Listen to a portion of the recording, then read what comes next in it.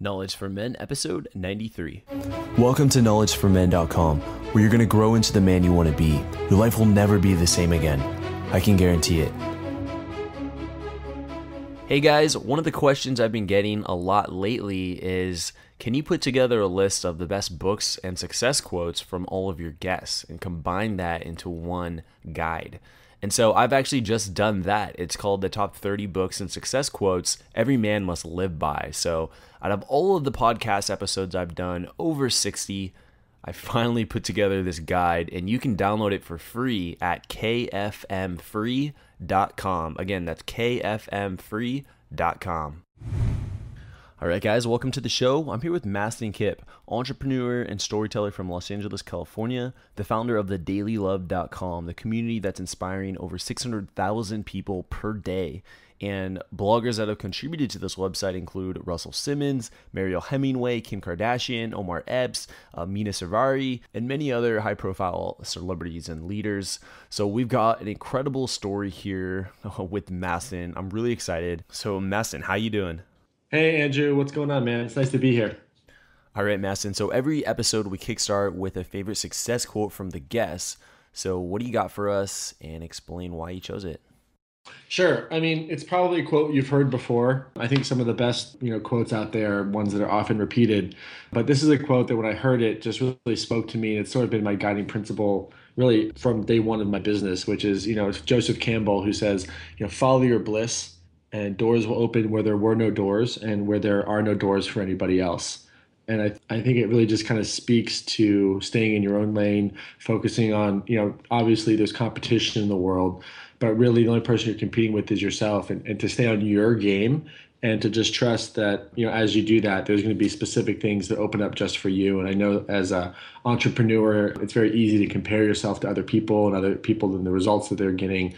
But that is, I think, an amateur thing to do. And I think when you're really taking care of you and following what makes you happy and what lights you up, that obviously brings passion into your life. Passionate entrepreneurs tend to get better results. And, it's sort of a cascading effect.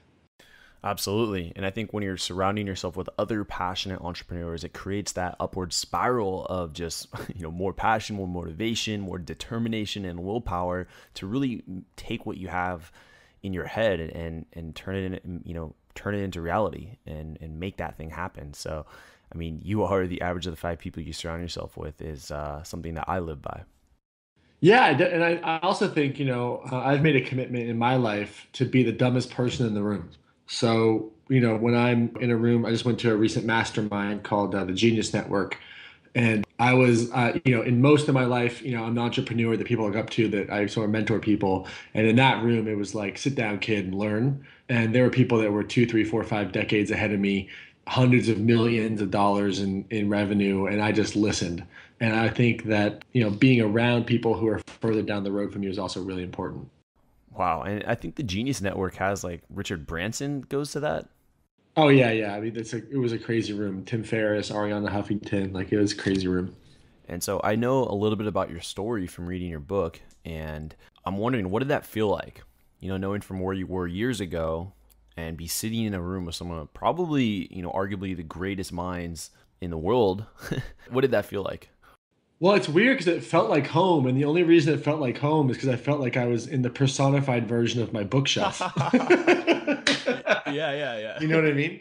Yeah, no, it was, I definitely was a fan, and it was cool. Actually, I ended up bumping into Robin Sharma, and to my surprise, he knew about my work, and we just connected, and it was completely surreal because, this company started in a Starbucks and doesn't even have an office, and we have people all over the world working with us. But it's just kind of amazing what the internet can do. It's a really powerful tool. You know.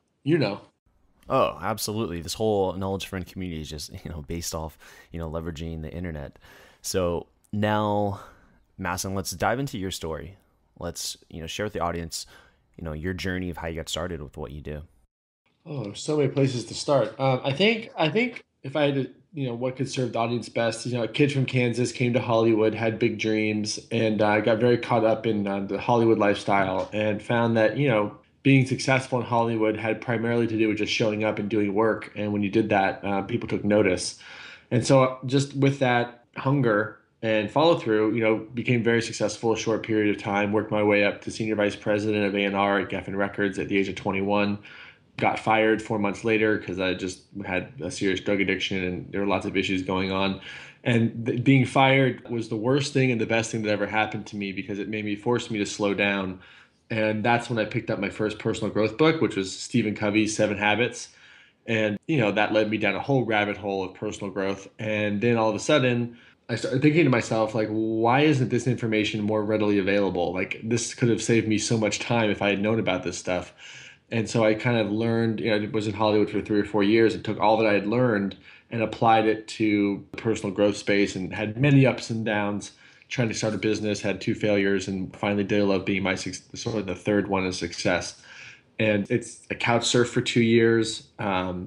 It's been crazy. And now, we've built it up to a, multi-million dollar enterprise, millions of readers all over the world through just tenacity and hunger. And now really learning internet marketing best practices that are ethical and serve our consumer and our audience even more. Wow. I mean, it's just incredible. And do you think 10 years ago, you could actually picture yourself saying what you just said? I don't think 10 years ago, I was 22, just getting into recovery. I think that I always wanted to be successful. So, I probably at 22 would have thought, gosh, I hope by 32, you got your stuff together and you're doing something that you love. But if you had told me at 22, all right, you're going to be this inspirational guy, I would have like turned and run for the hills because doing this work has a perception of being cheesy and stupid and whatever. And, there's a new generation of people that are kind of adding a new level of aesthetic to it. But I feel like I was sort of forced into doing what I do, sort of unwillingly. And then once I started to do it and saw the actual effect it had on people, it hooked me in the best way possible. And I think that a lot of times, especially as entrepreneurs, we see this all the times with books like The Lean Startup and pivots that happen all the time in startups. Like one of my favorite pivots of all time is fab.com. It started as a gay social network and then pivoted to sell, weird furniture and stuff. Had a huge run. They're not as big as they used to be, but just like crazy pivots. And I think that that's really what being an entrepreneur is all about is to put yourself out there and see what works and change and grow and evolve. And, it's cool. And I'm excited to see how it continues to grow and evolve. So it's about recognizing opportunity when it presents itself. For sure. I mean, one of the biggest sources of revenue for us, which I didn't even know I wanted to do until 18 months ago, are retreats. And we did our first retreat. It sold out super fast.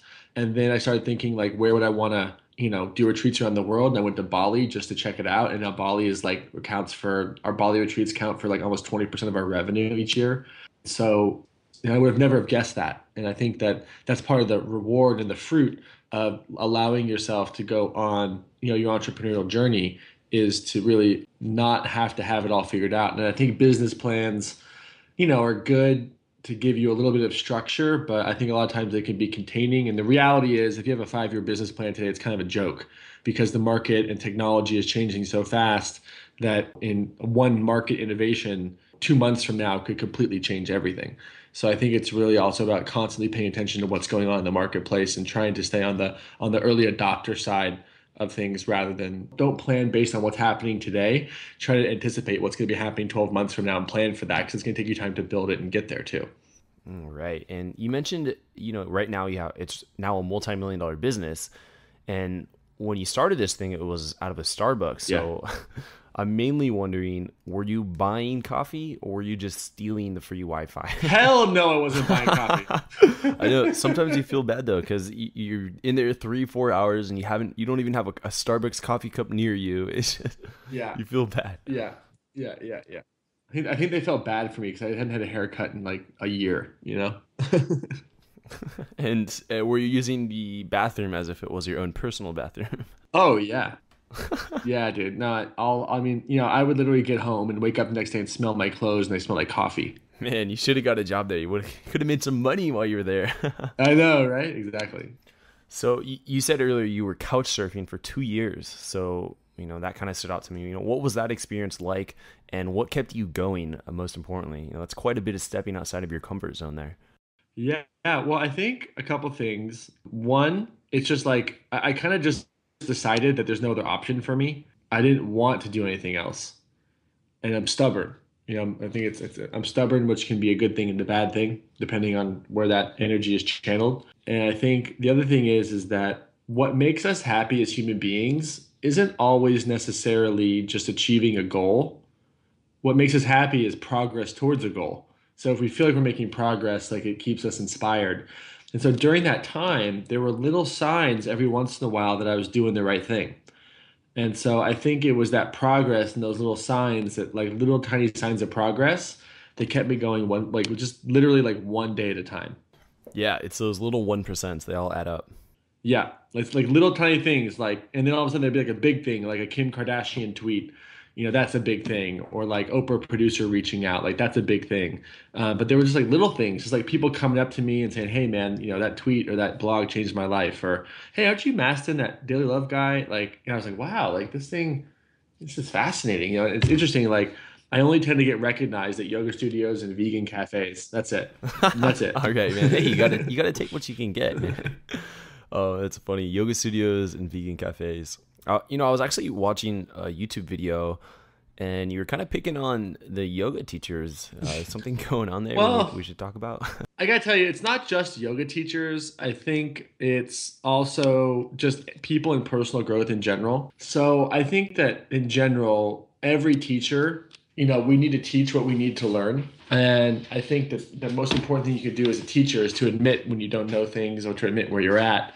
And I think part of one of the hardest objections or echoes of the past, like the version 1 and version 2 of the personal growth industry, is that you had a lot of people who were out of integrity giving advice and coming off like they're perfect. And I think the consumer just kind of called bullshit. And a lot of people that do what I do in the past sort of had this reputation of fly by night, sales, and it was more about the money than serving people.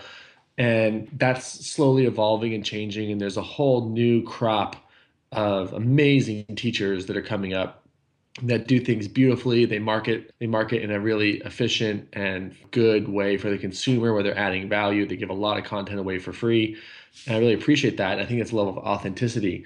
And just a trend that I notice specifically in the yoga market is what I call the passive aggressive yoga teacher who thinks that asana or yoga is like the be all end all and the only thing that you need when really it's like one of the 8 limbs of yoga that Patanjali teaches. And it's kind of a joke. I joke around, but it's like the yoga teacher that's like kind of angry on the inside that you feel like, man, they're really flexible, but I think they're going to like jump on me. And there's certain places where this is, I haven't met anyone that's done yoga that hasn't met this archetype of a person.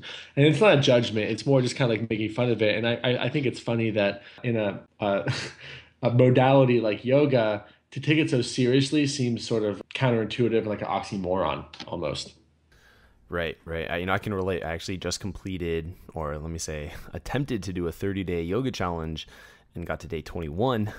Yeah, thank you. It took me Nice. many tries to get to just the day 21 too. So, I can relate. Sometimes you're doing the yoga and that archetype does come in where, he or she is, treating it like a military, like boot camp style personal development seminar. Yeah. Yeah, no, it doesn't make any sense. And I also think if you really study Patanjali, right? The guy who wrote the Yoga Sutras, the guy who is sort of responsible for all the modalities of yoga that we practice today in the West. Asana, the word asana, like shavasana, all the different trikonasana, all the different asanas, that's the movement in yoga. It means comfortable pose. Comfortable pose. He doesn't give any specific instructions on what they should or shouldn't be. He just says, make it a comfortable pose. And so you have all these other teachers that have come since and added on, well, you have to rotate the arm like this, and you have to do this and do that. And while it's accurate anatomically, ultimately, the whole purpose of yoga is to have a comfortable pose, and everyone has different bodies and relationships. So I kind of chuckle when it's like the yoga teachers get so ADD and OCD about like the specific type of pose that you have to do the exact way. Just sort of seems, dude, chill out, man. It's all good. Yeah, I know, I get it. And, I think it's only relevant for people who do yoga, but you bring up a larger point here, which is, we both know how powerful online marketing can be.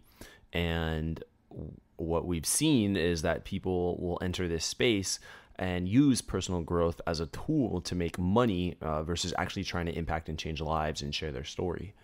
Yeah, and I think it's changing. There's a lot of great teachers out there, and look, I am such a proponent for someone who's an educator or a teacher.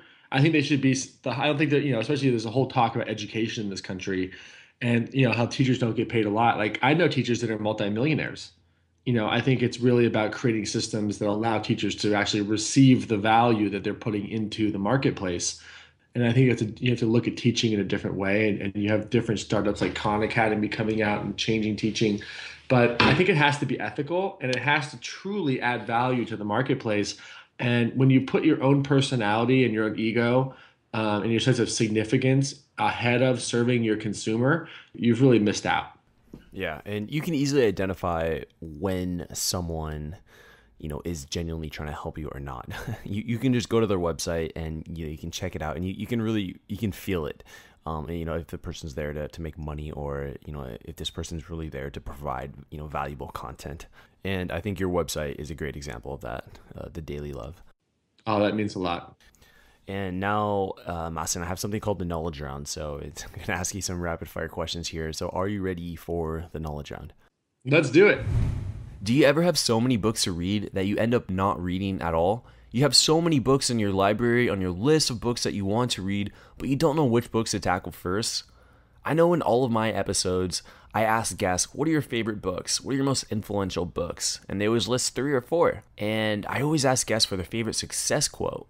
I find that quotes can be so powerful sometimes, yet there's so many available. So what I've done is I put together a list of the top 30 books and top 30 success quotes that I think every man must live by. And these are directly from guests on the Knowledge for Men podcast. And as you know, some of the guests on my show sold their companies for millions of dollars. They're running billion-dollar organizations. They're dating coaches. They're health coaches. They're entrepreneurs. They're celebrities on TV. They're mixed martial artists. Just this wide variety of great minds. And I put together a list of the top 30 books and top 30 success quotes that every man must live by. You can download this guide for free at kfmfree.com. Again, that's kfmfree.com. Welcome to the Knowledge Round, where the guests will be asked rapid-fire questions to give the audience invaluable pieces of wisdom to help transform their lives. Starting in 3, 2, 1, showtime. All right, Mastin, what advice would you give to someone who's feeling kind of lost or unsure of their purpose? I would tell them to start eating a better diet. I would tell them to put themselves in proximity of people who have positive or empowering attitude on life. And B, I would ask them to start moving their body and doing some exercise or yoga, because a lot of times like that feeling of lost and that stuck feeling, like it's just energy stuck in the body. The more we move it, the more we take care of it, the more we hydrate it, the better. And I think also like really think back about the times when you were most happy in life, because a lot of times, we have happy memories and we think, oh, well, that was when I was 5, or that was in the good old days, or that was just that one time. But if you really go back and think about the times when you were most happy, you can start to see a through line in how you were feeling, and then start to say, well, what were the feelings I was feeling in those moments where I was most happy? God, I was feeling excited. I was feeling joyful. I was feeling a sense of belonging. I was feeling connection. I was feeling this momentum.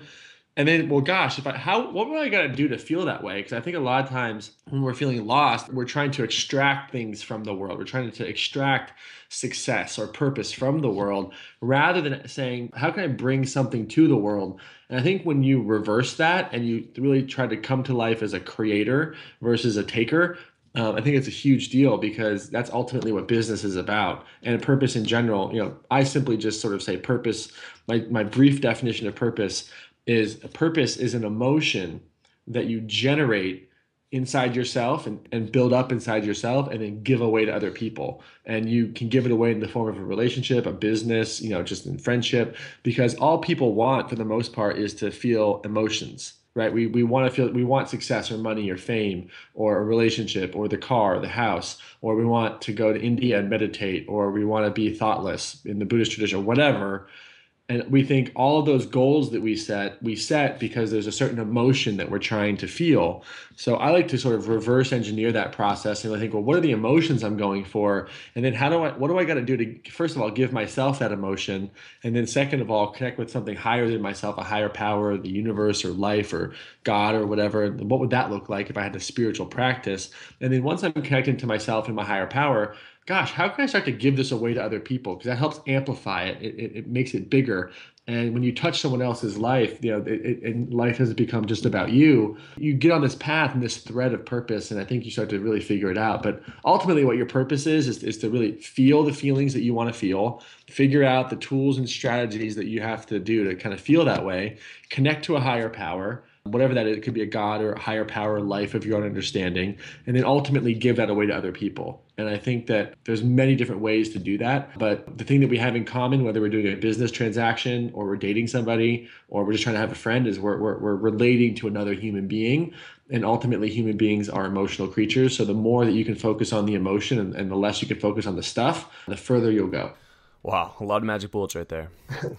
And I'm getting the sense that you're saying you need to make yourself strong before you can go out and help others. I think there's a fine line there because that could really like I don't think that you have to just like love yourself perfectly and then someone else is going to love you. But I do think that you, as entrepreneurs, as people that I mean, a lot of people who love taking care of other people, and that's a great skill set. But what they do is they give so much to their business or so much to others that they feel depleted.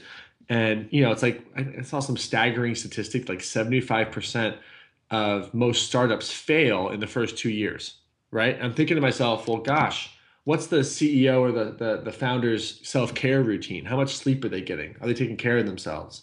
This whole like idea that I'm going to be proud of getting no sleep because I have my startup. I think it's ridiculous. I think I'm proud that I got 9 hours of sleep last night. Could I have gotten up? Can I have gotten up 5 hours earlier and cranked it? Sure, but I put more cortisol, more adrenaline in my system. I'd fuck up my digestion.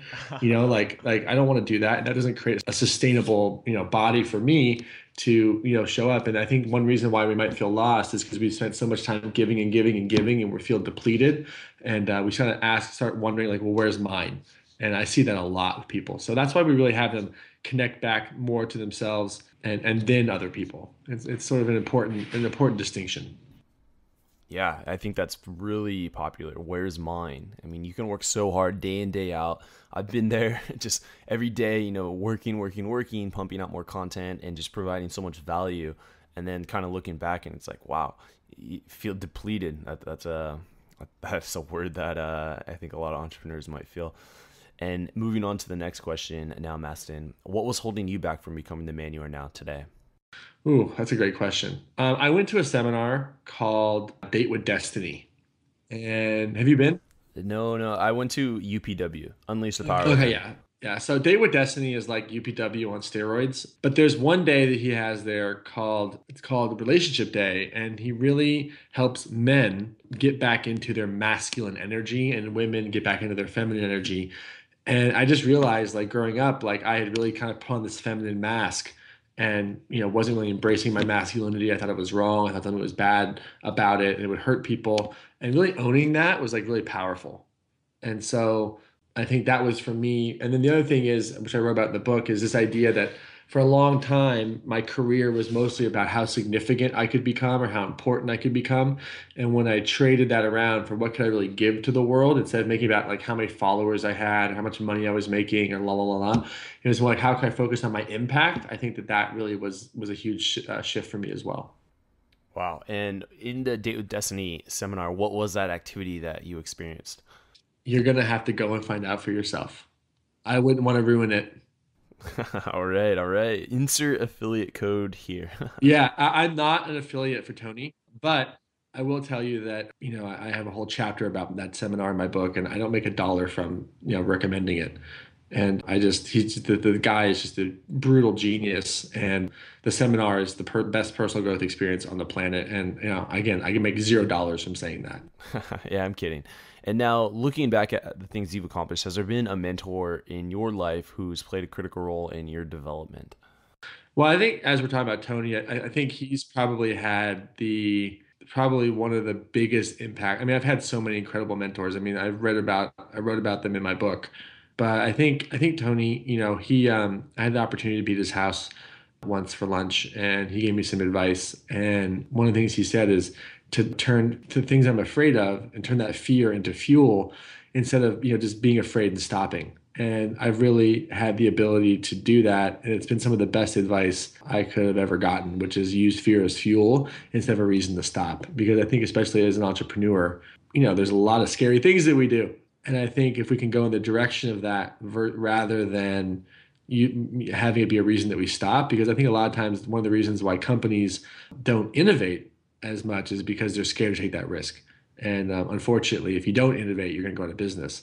So I think that's probably some of the most world-class advice. Like, it's so simple too, which I love. And with the next question here, it's going to be challenging being an author, and I know you read so much, but what are your three most influential books and why? Oh man, I've been getting asked this question a lot lately, and it like bothers me every time I get asked it because it's just so hard to nail that down. But I'll do my best. All right. Well, then how about this year, like books you've recently read that you liked? I think the number one book I recommend is The Power of Myth by Joseph Campbell. It's a book that was made from a movie, but it's all about life. Like, it's all in there, and it's just super incredible. I would say, man, so hard. There's a new book that just came out called Launch by Jeff Walker, and I wish I'd had that book years ago. I mean, it just came out, but it really kind of breaks down some of the most basic and important best practices of internet marketing, and in a very ethical way.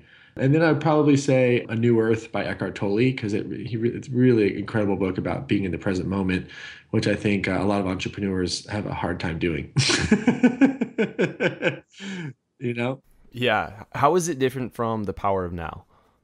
I think it's a little bit deeper of a book. And I think it's his masterpiece. Power of Now is fantastic, but I think A New Earth is his masterpiece. Wow, that's the way you say it, masterpiece. I mean, I gotta throw it on top of my shelf right now. And now, what are two or three life skills that you need in order to succeed in your field, Massin? I think I mean, this is gonna sound so old school. It's gonna sound so old school. Sort of like when I say this, I'm imagining my great grandfather saying it, But that stick to itiveness, this idea, that Napoleon Hill writes about and talks about when, in Think and Grow Rich. It's like, I think tenacity, hunger, staying with things longer. I think all those things, I think that's one of the most important skills you could have. Einstein says that, I'm not a genius, I just stay with things longer. And so I really think that that's like pretty much like the most important thing is that, stick to itiveness, that sense of being hungry for something.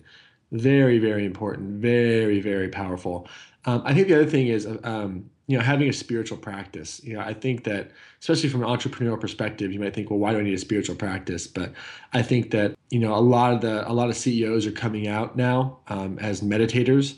And I think that, having a spiritual practice, even if you don't necessarily believe in God, the biochemistry of a spiritual practice is it calms your amygdala, it calms your basal ganglia, it lessens the fight or flight response, it helps improve digestion, all kinds of stuff. And so all kinds of great things that you would want as an entrepreneur. And so I think a spiritual practice is most important. And then also, really, I think looking at the problems of the world as probably some of the best business opportunities that are out there. I think any great business and any significant business solves problems for people. And so when you see a problem, see that also as a phenomenal business opportunity. And I learned that from a guy named Peter Diamandis from X Prize. All right. And fun scenario here for you, Massin. Imagine you had 60 seconds with your 20-year-old self. What would you tell him to do, and what would you tell him not to do? I had 60 seconds.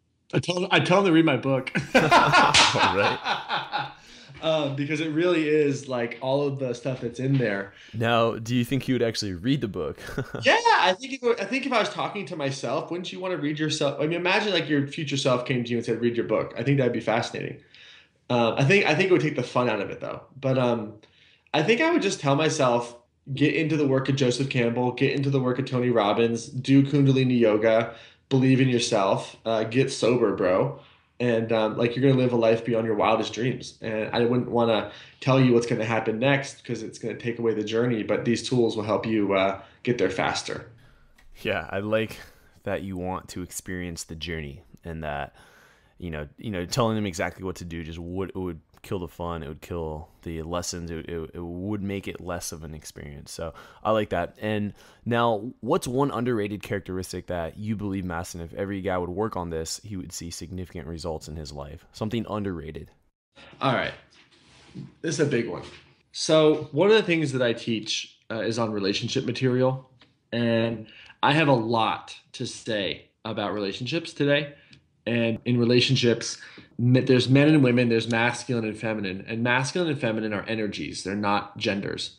And men have masculine and feminine energy, and women have masculine and feminine energy.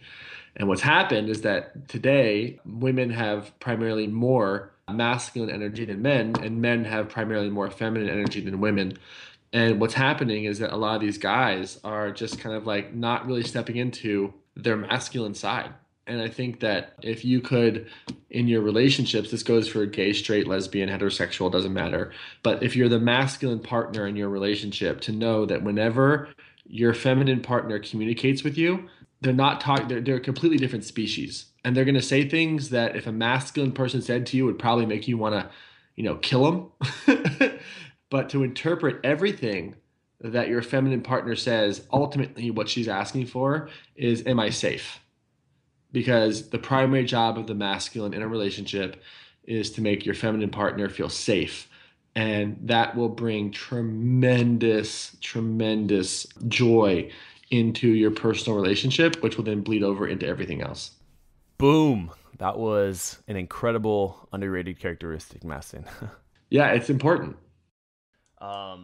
And now, Mastin, looking back at the things you've accomplished in your life and kind of the journey that you've gone through, and it's one that came from a lot of hardship and abuse, drug abuse, and now looking, a lot of people couldn't have accomplished the things that you've done coming from that background. Let's just put it out there. What's your philosophy on life and success? Whatever your biggest dream is, multiply it by 10 and shoot for that because there's fewer competition for the bigger goals. Is this inspired by the 10X rule, Grant Cardone? No, I've just been really inspired by Peter Diamandis lately from X Prize, and that's been his challenge to me. And I didn't realize it, but the goals I set for myself are larger than the average goals. And I think one of the reasons why I become successful is there's literally less competition for the bigger goals because most people are competing for the smaller things. Nothing wrong with that, but I think we got to think bigger because the bigger you think, the bigger the problem you can solve too. Right. And even if you hit half of what you hoped to accomplish, you're still 5 times ahead of where you wanted to be. That's right. That's right. So, and the other thing is that I think the coolest thing about achieving any of your goals or becoming more isn't just the financial upside, but it's what you can do with that to help other people.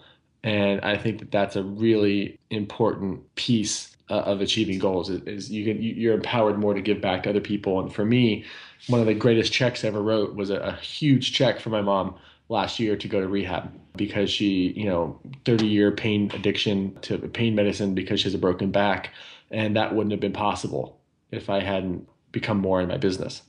I'm sure that felt really good to be able to do that, to be able to provide for the people that you care about. And now, Mastin, what are the current projects you're working on? Like, what's really exciting you? What's getting you out of bed in the morning? Oh, man. So I think right now, I'm just super energized by the book launch, going on a 30-city tour. And I think the thing that gets me out of bed in the morning, though, if I'm honest, is to make breakfast for my girl. That's literally the thing that gets me out of bed every morning. Is like, hey, babe, I'm going to go make you your coffee and your breakfast. Boom, done. What kind of emotions are you feeling when you do that? Like, what's going on there?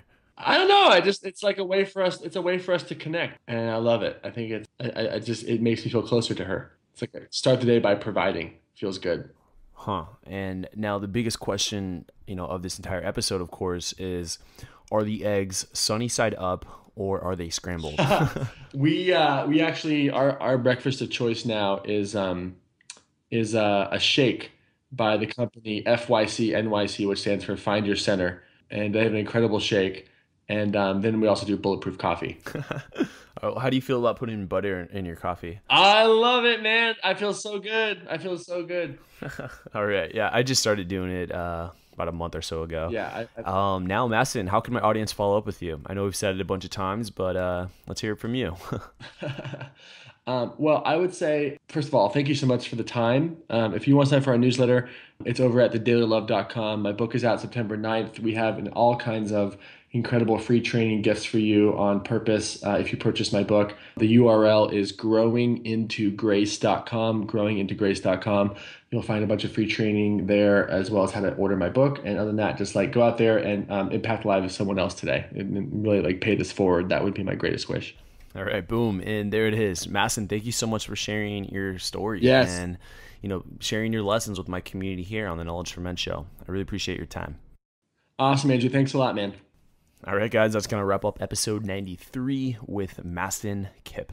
Hey, guys, I just want to check in and see if you're enjoying the show, if you are finding value in the show, if these episodes are having an impact on your life in some way, in some positive way, then I'd like to hear from you. I really like to talk to the people who listen to the show. I like to see what they like. I like to see what they don't like. I like to see what they're looking forward to. I like to see what their challenges are so I can kind of gear my future guests and the content in a way that's going to provide more value into your life. So the best way to contact me is to go to andrew@knowledgeformen.com. andrew@knowledgeformen.com. You can hit me up on Facebook, facebook.com/knowledgeformen. However, if you email me, I'll get back to you within that day. So Facebook, I check it, but there's just so much going on there that I'm not so active on it. So again, if you're finding value from the show and you consider yourself someone who watches a lot of these episodes and is a fan, I want to hear from you. I want to listen to you, and I want to see how the show's made an impact on you in any way. And I want to learn from you. So andrew@knowledgeformen.com. I look forward to hearing from you. Enjoy the rest of your day. Thank you for listening to the Knowledge for Men podcast show. It's been a pleasure having you be a part of a thriving community of men who want to crush it in all aspects of life. I'm on a mission here to inspire millions of guys, and with your help, we're going to make a dent in the universe. Check out knowledgeformen.com for a ton of free content that's designed to help you live a remarkable life. Again, that's knowledgeformen.com. I hope to see you there. And always remember, 2014 is the official year of the crush, where we take action to get the life we've always dreamed of. This is your host, Andrew Farabee, and until next time, let's do it.